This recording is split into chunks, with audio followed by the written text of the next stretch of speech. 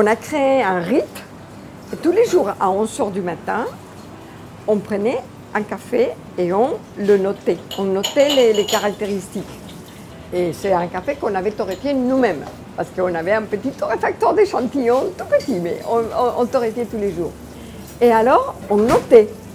Et alors, à la fin du mois, on avait 30 rapports de café très bien faits. Très, très bien faits. Et elle est maintenant l'une des meilleures coffee hunters du monde. On a une trame, une véritable trame des acteurs des cafés de spécialité. D'accord ? D'abord, c'est le producteur.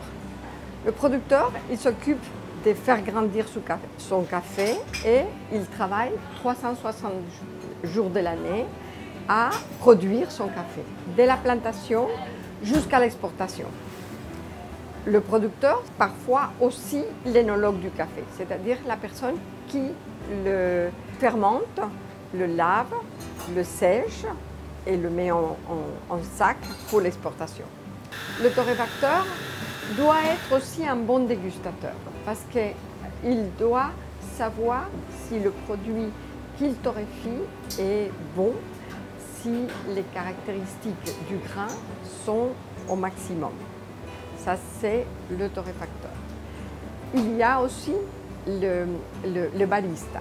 Le barista, c'est une profession, je vous présente Lee Wan, et qui est le préparateur professionnel du café. Il commence le matin par régler ses 3 moulins. Et les moulins doivent être réglés pour que l'extraction soit parfaite. Regardez le magnifique macchiato que Lee nous a fait. Il a, avec un latte art, tout le bord est marron et le dessin, il est bien dessiné, il est très joli, Lee. Toute la chaîne des acteurs du café se remet en question pour améliorer les process, pour améliorer la qualité du produit et pour amener au consommateur une meilleure tasse de café.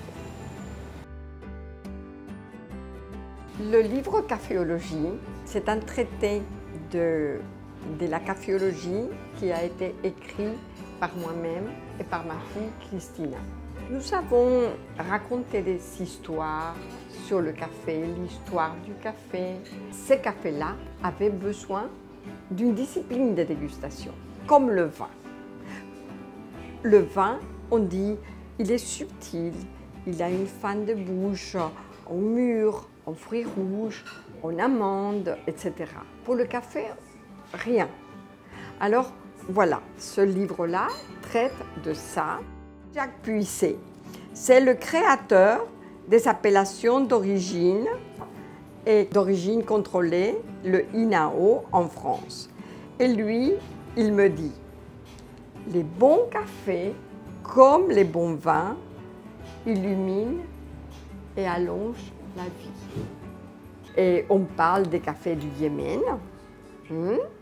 Le Yémen, c'est le premier qui a produit du café, c'est-à-dire qui a inventé l'agriculture du café, du siècle d'or, le siècle des Lumières, le XVIIIe siècle. L'Europe se met à boire du café et les idées fleurissent. Et il y a la musique, et il y a la littérature, et il y a la philosophie. Le siècle des Lumières, c'est un siècle caféiné. Comme il y a trop de consommation, alors à ce moment-là, on l'a mis en bourse. Et on produit beaucoup, 160 millions de sacs l'année dernière. Et 500 000 containers qui traversent la mer avec du café. Et presque 3 milliards de tasses de café par jour consommées. Alors à ce moment-là, est le deuxième produit d'exportation après le pétrole. Donc c'est le schéma industriel du café. Mais les cafés de spécialité doivent prendre le chemin de l'artisanat. Parce qu'il y a 5 millions de plantations de café dans le monde. 5 millions. on va supposer que 1% soit des cafés de spécialité, des grands cafés dignes d'être bu sans mélange. Il s'agit de 50 000. Donc on peut boire un café différent chaque jour de notre vie pendant 138 ans.